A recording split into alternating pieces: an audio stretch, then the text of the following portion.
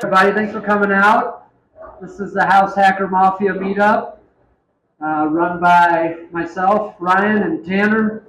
We are real estate agents with RentJoy, but the purpose of this meetup is to get a bunch of house hackers and investors together. Tanner and I are investors turned realtors, so our true passion is real estate investing. Get us all together, learn from each other, and grow together and share our knowledge. So that's the purpose, that's the point of this. Meet somebody new, learn something new. Every second and fourth Thursday we meet. If you want a reminder email or even some of the deals we're finding sent to you, sign in, write your email real legible, and we can send those to you. If you came expecting Lydia to talk about Airbnb design, she decided that she wanted to go to a concert tonight. So she bailed on us. Boo! Yes, that is the response I wanted. Yes, so we have our awesome Tanner, who is going to talk about how to find off-market deals. Another great topic. So give it up for Tanner. All right, thanks everybody. A little bit about me before we start. I've been in real estate for 3 years now, and I have 3 house hacks, and I've probably helped maybe 20 to 30 people buy and sell real estate. So, from Arizona originally, moved to Colorado. I love to ski and stuff like that. So, helping people get into real estate and become financially free is one of my goals for being in real estate and part of my why. But today, we're going to talk about how to find off-market deals, which everyone always wants a good off-market deal. That's how the numbers make the most sense, but they're also the hardest to find, and it can cost a little bit extra money, time, and effort compared to just going on the MLS and searching up something, running the numbers from there, or getting something from your real estate agent. So there's 3 pieces to a real estate deal. The deal, which we're going to talk about today, the money, which is a lot easier to find than one would expect. We talked about partnerships a couple weekends ago with Ryan and Jacob, and we do have a video of that if you want to check it out as well. But they kind of talk about partnerships, how to find money in order to make real estate deals happen, and then the knowledge, which you can get really easily from podcasts, coming to real estate meetups, reading books, and you only need 2 out of the 3 is what I would recommend to make a real estate deal happen. Typically, it's just the knowledge and the deal, and you can find the money. Go to a family member, another investor at a real estate meetup, and those are ways to make it happen. This is a brief overview of what we're going to kind of run through today on different ways to find off-market deals. The first 5 are going to be the best, in my opinion. The other ones are just more networking ways and people that you would basically be hiring to find off-market deals for you. The first one is direct mail, which is one of my favorites.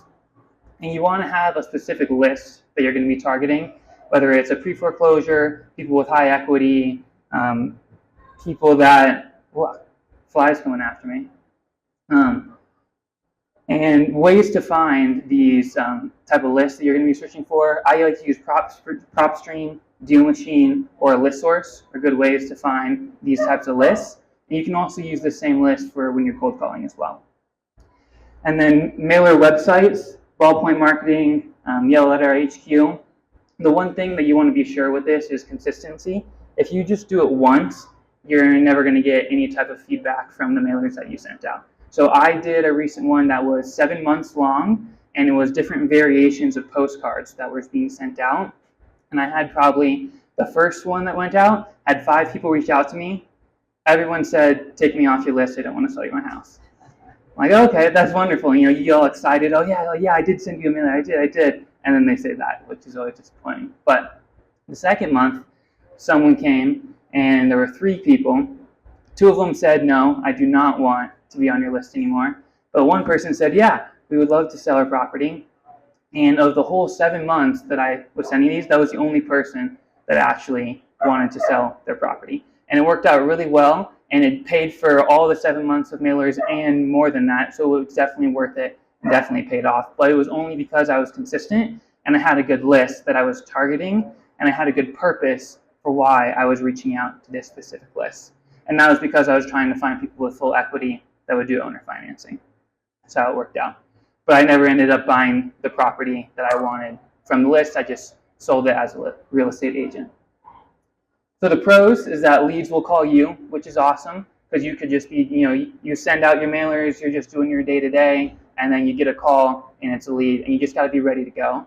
So having a list of questions that you want to figure out from each of these calls that come in is what I would definitely recommend, and kind of memorize it, because you may be somewhere where you don't have your list and you're like, oh man, I forgot what I was going to be asking them, type of thing. One of the cons is that it takes time and money in order to do these long durations of months on months on months in order to get one lead in. And I've heard on average that about 1 to 1.5% of the success rate is really good for sending out mailers. Our second one here is cold calling. I have done this before, and I haven't had as much success that I have had with sending out direct mailers. And you can use your same list that you use for sending out your mailers as well. And I would probably recommend that, so you're having multiple ways that you're hitting this list in order to reach as many people as possible. Some of the pros is that you can speak directly to the owners, and you get to practice talking with them and figuring out all their issues and all the objections that you're going to be getting up front from them. The cons is that it is time consuming, and mainly time consuming in finding the right phone numbers is what I always struggled with, because they'll give you a list of 10 phone numbers and only 1 or 2 of them will actually work. And I've spent hours calling and I haven't spoken to one person just because I couldn't find the right phone number. And I don't even know if a phone number was even real on the list that I was getting from. A tip that I have learned is kind of to count the no's of you actually speaking to people, because when you actually reach a goal of, okay, I didn't get anyone that said yes, but I did reach people that I was able to at least speak to and practice my script and practice what I'm planning to say, so that when one person does come up that is ready, I'll be able to hit it a lot smoother. Have a script, but do not read word from word on your scripts. I always like it to just have like a list of things that I want to try and get across, but you want to have like a general calm flow of conversation to the owners, so that they don't sound like, oh, this is just a lousy salesman that wants to buy my property or sell me something type of thing. If you can end the conversation being friends with them and having like a good conversation, you learn a bit about their life and what they have going on, that's how you know it was a successful cold call. You will crumble when you cold call. It is very tiresome, and you're like, oh, this is not worth it, this is not worth it, I quit real estate. And that's what tons and tons of people do, which is why I don't always recommend cold calling, because it kind of sucks, and you're like, dang, I don't know if this was worth it. And then you're like, I don't even want to buy real estate anymore, which shouldn't be the reason why you're not buying real estate. This is a fun little video of what you should do door knocking. Last week I didn't hit my sales goals. I'm on a performance review, so that happens. You have to go door knocking. We door knocking. I saw a comment on one of my videos that if I just keep raising my voice when I'm talking to the prospect, I have a better chance of making the sale. And I guess the louder I talk, the better chance I have of making the sale. So let's see how it goes.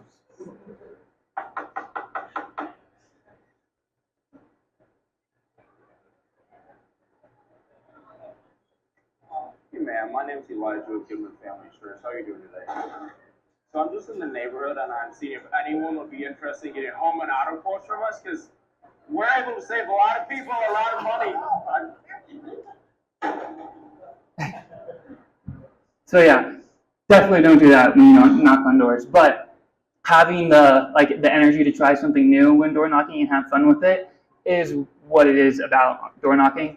Because so many people are going to slam doors in your face and say no, and maybe it's really sketchy, and you're like, I don't know if I should be talking to this dude right now. So definitely be careful door knocking. But you have to walk up to a lot of doors, and if you can have a certain neighborhood that you're trying to target, I would definitely recommend that, because then you can just hit a whole loop of properties that would be ideal for something you're looking to purchase, or if you're looking to wholesale, or whatever you're looking to do with the property, because then you're saving time by not, okay, let's go over to this one, to this one, to this one, and driving around all over the place. The pros is you get to speak directly to owners right then and there, and they can see you in person and see that, oh, you're just a normal human being that's not trying to be sketchy or anything. You're just trying to help them out in any type of situation that they're in, or just buy their property at a fair market value. The cons are it does take a lot of time and energy. You'll do a whole entire loop around neighborhoods. I've even left like flyers, little door handle things before, and no one's ever called me back doing those. So I don't really recommend doing the door hanger things, but maybe there's a certain neighborhood that you can find that it will work a lot better for you. And you will get doors slammed in your face, and some owners may be dangerous. There's some people that have been like very threatening before, and like, you need to get off my property, I have a gun type of a thing. It's like, yep, I'm gonna leave, and we're not gonna mess with that. So definitely be careful on door knocking.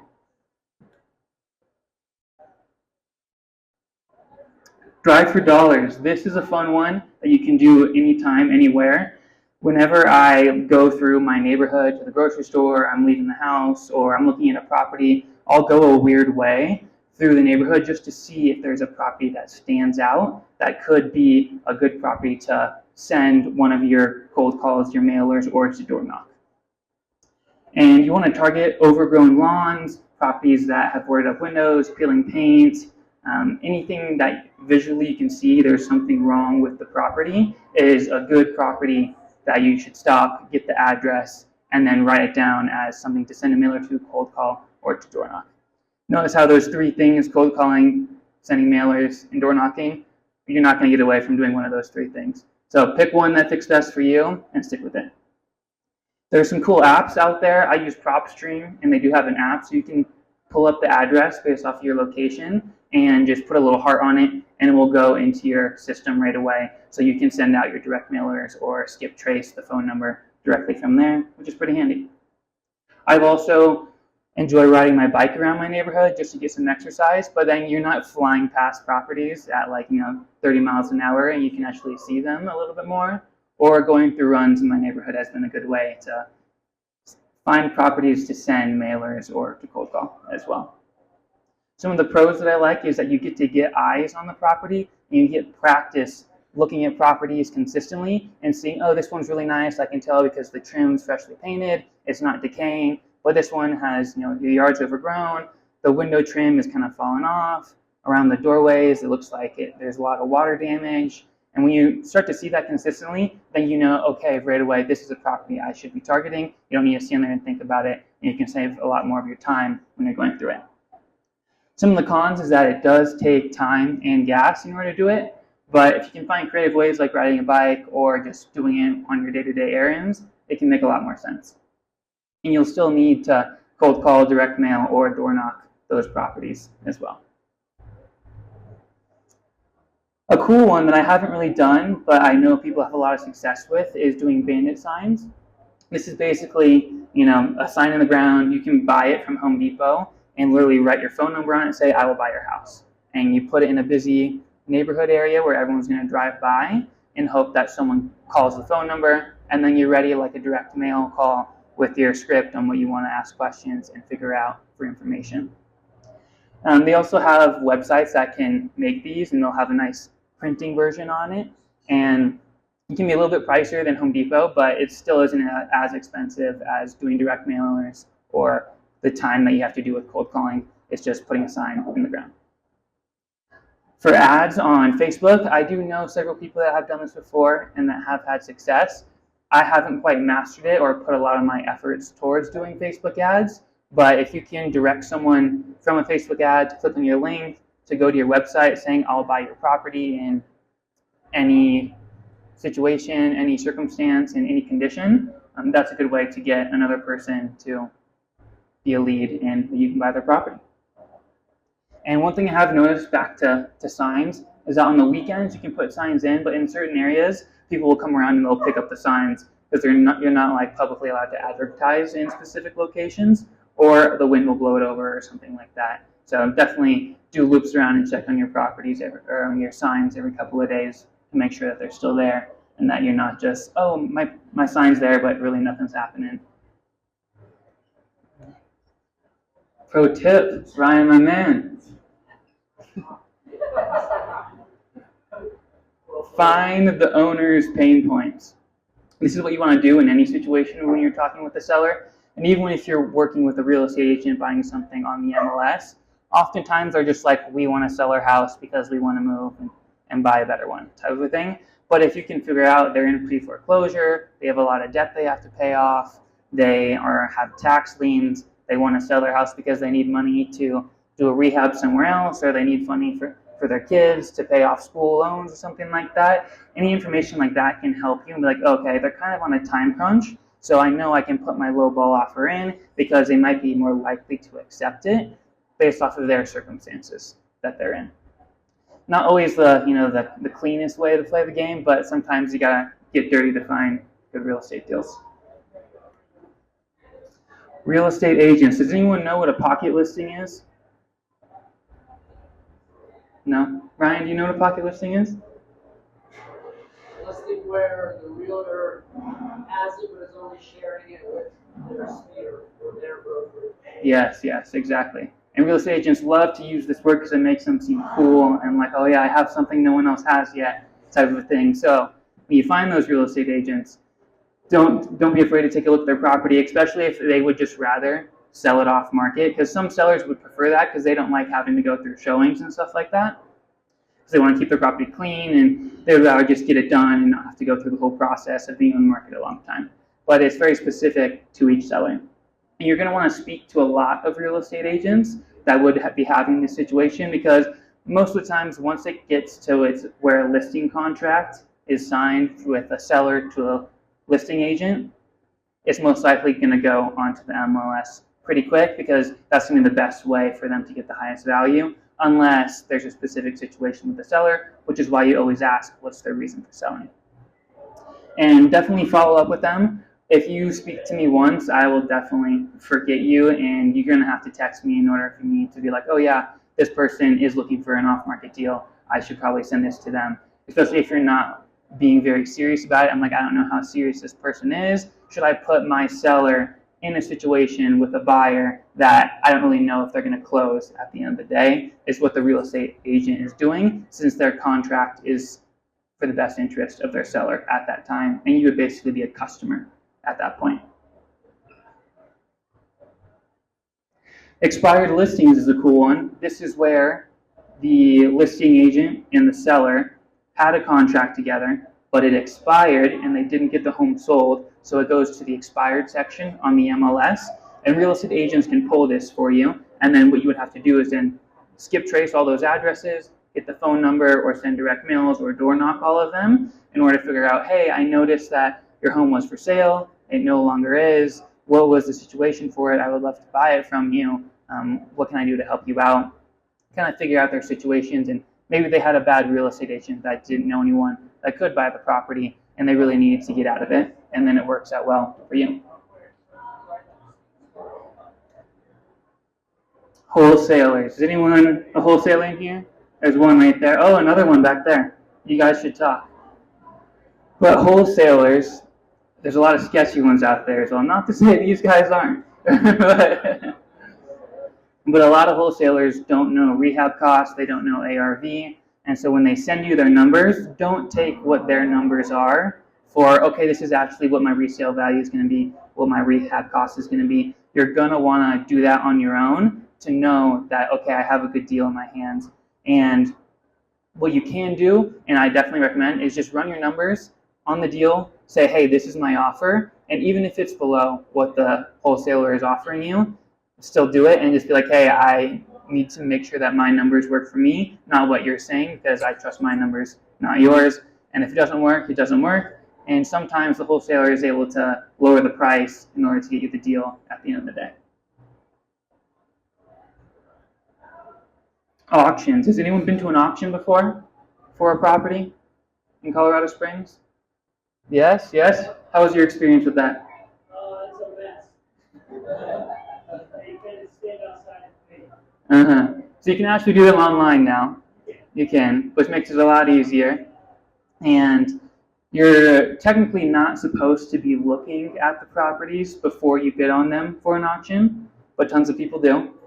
And you can even send someone out just to do a drive-by. You're technically not allowed to look in, but you can probably drive by, get a feel for the neighborhood.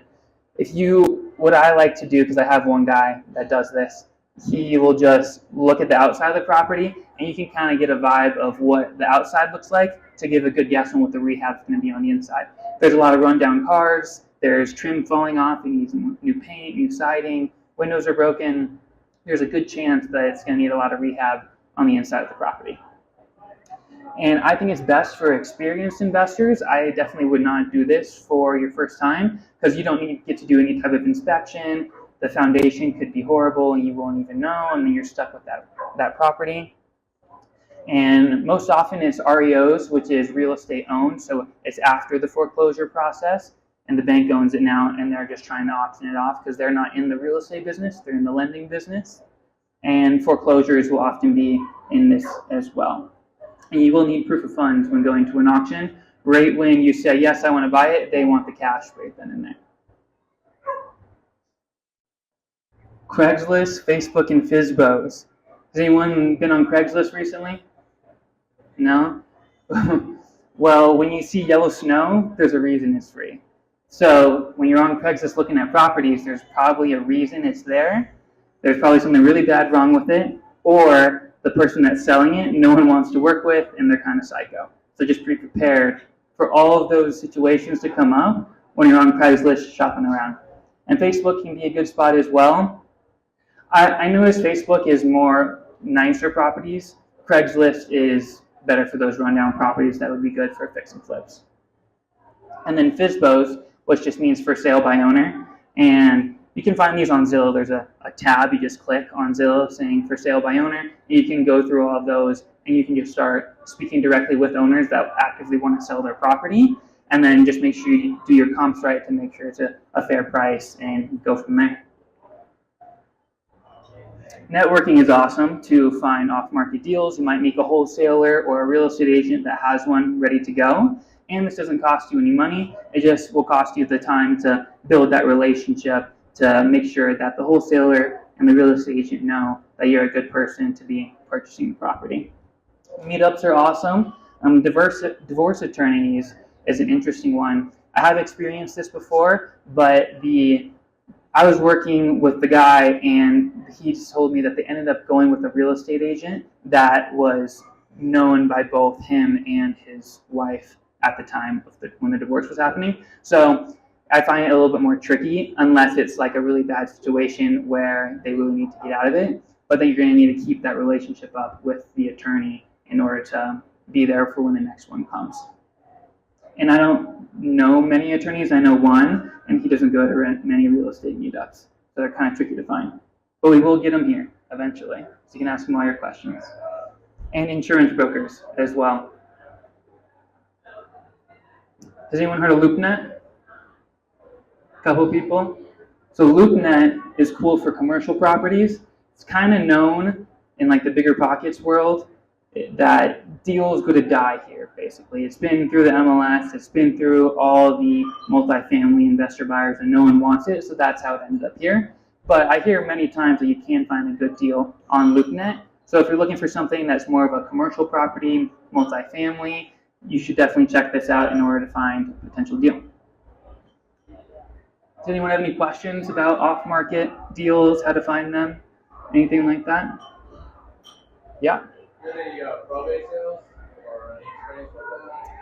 No, I don't have any experience with probate sales. I have spoken to people before that were in it, and then they just kind of ghosted me, and I couldn't chat with them after that. And so, but probate, to my knowledge, is when a family member has passed away, and then it has kind of fallen down to the kids, and then they're in the process of deciding what we're going to do with this property. And do we sell it? Do we go on market? That type of situation. I want to say like the 3 Ds of real estate are like death, divorce, disease, dead. Was there another one? I want to say there's 7 total. That if any of those situations come up, that's a good property to be looking at if you can find that. You got a question? A couple times you mentioned skip trace. I don't know what that is. Yeah, so skip tracing would be when you are getting the phone number for an address. And a lot of these websites call it skip tracing, where they basically will search for the phone number for you. And you can Google the address and Google the owner's name, and kind of go through Google, and there's like cluster maps or something will pop up, and you can get phone numbers that way, but it just takes a little bit more effort. But if you're doing like a bulk skip trace, it's better to go to like PropStream can do it for you, and they'll pull all the phone numbers is what it'd be. So skip trace equals getting you the phone number. Yeah. Any other questions? No? Cool. Well, thanks for coming out, everybody. We have a couple more time here to network, get to know each other, ask more real estate questions, see what's going on. Me and Ryan are both real estate agents if you have any questions. And I do have a podcast as well. Tim's been on it. You should definitely go listen to it, hear what he's got going on. And Ryan's been on it as well. You can find us on YouTube is where I have it, and Spotify. And then on Instagram, you can find me and Ryan there as well. And then if you haven't joined our Facebook group yet, this little QR code will take you right to it, and you can join right away. And we post any questions you have on there. You can find contractors on there. It's got a bunch of good stuff. So thanks for coming out.